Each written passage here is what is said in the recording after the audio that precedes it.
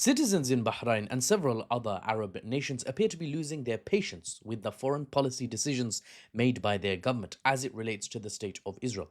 Bahraini citizens have recently staged some of the strongest, rare public protests against Israel seen in the country since diplomatic normalization in 2020. The demonstrations focused on both Israel's actions in Gaza and the appointment of a new Israeli ambassador to Bahrain.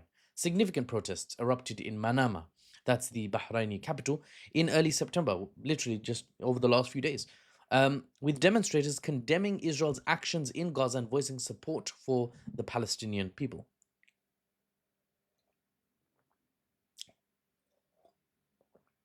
Social media commentary highlighted slogans, the most important being "Free Palestine," and widespread criticism of Bahrain's continued diplomatic ties with Israel despite public opposition in their country. Now, Bahrain normalized with Israel a few years back, and Bahrain, like all the Gulf states, really has a tightly controlled civil dissent management system. This isn't Western Europe with its expansive and enshrined civil liberties. You can't just trot out into the street in your thousands and protest. And some people will be like, "Hold the phone. Let me just put the handbrake up and stop. Park on the hard shoulder." Did Mahfouz just praise a component of the West? What the flip is going on? The world really is changing. I thought he was anti-West. Someone told me he was anti-West. No, jokes aside, I'm not anti-West. If components of the Western world order are collapsing, and I point that out because it's a fact, that doesn't make me anti-West. If I say the sky is blue and your favorite color is green, that doesn't make me anti-green. Anyway, sorry, that was a frustrated, meandering segue. And I should point out, going back to the idea of civil liberties in Europe being a big deal, it is. Though even in Europe, we're seeing clampdowns on the right to protest, especially against pro-Palestinian voices in the UK and France, in Germany, the big three. You've got noticeable crackdown on pro-Palestine movements, rebranding pro-Palestine movements as something more nefarious or supportive of something that they, by and large, the protesters are not. They can say, we're protesting, the starving of civilians. That's not really us aligning ourselves with any sort of resistance group. But that's just how the Hasbara and associated methods work. Now, for Bahrain, open protest is a no-go. Civil dissent, i.e., when the people disagree with the state, it's controlled in Bahrain. So this open protest shows just how upset the people are, because there may be significant risk and repercussions for protesters here in Bahrain, yet protest they do nonetheless. Legacy media, very little word, not a tweet. Arab media and Western media. Look for articles on Bahrain's protests, very hard to find. Look for clips, slightly less hard to find. and yet, um, and yet the dissent is trying to be muffled by the media. Don't talk about it, especially not in the Gulf monarchies, because if people say, "Well, hang on, we can protest," I didn't know that. Hey, wife, get the placard. Let's go. They don't want that, right?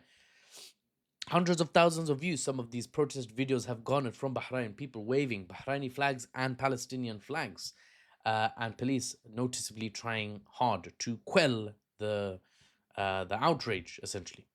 And I'm here, of course, reporting it, doing my little, doing what I can from my home office in the UK.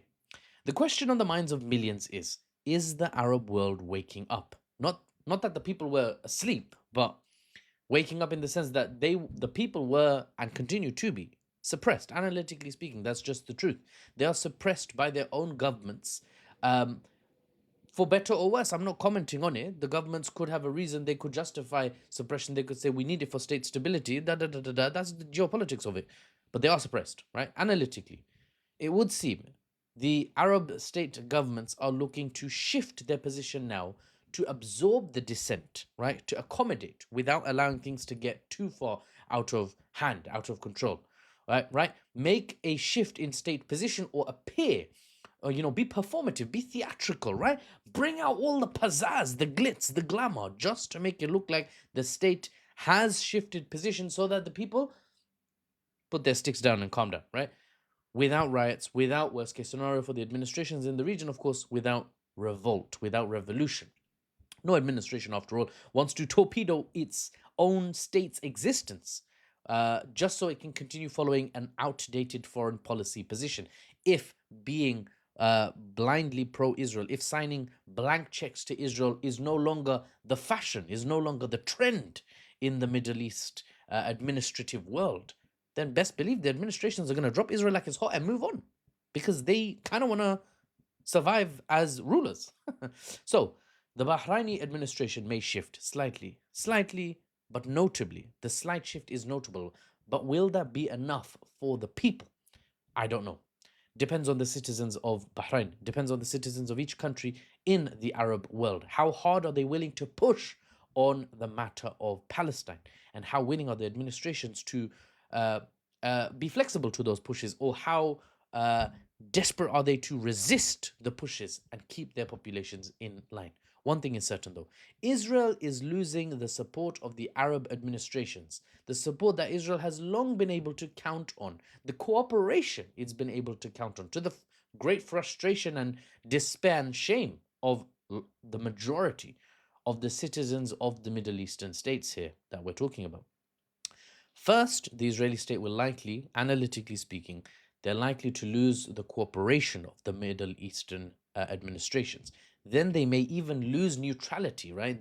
The states that formerly supported them no longer will even stay quiet. They will condemn openly and they'll actually take action against Israel.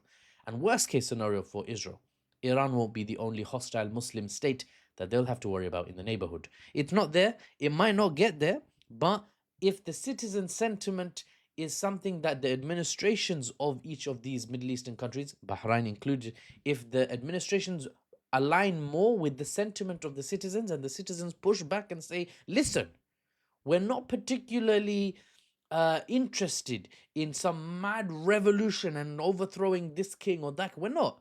But we need the foreign policy to be realigned. We need it. If the people are, you could say desperate enough or they're forceful enough, the administrations, if they're also considerate or flexible enough, then huge shifts are likely to come. That's my analytical forecast. Time will tell how things turn out, and I'll be here to report to you the news and the analysis, unbiased and without the Western spin. I'm Mahfouz, and I'll see you on the next one.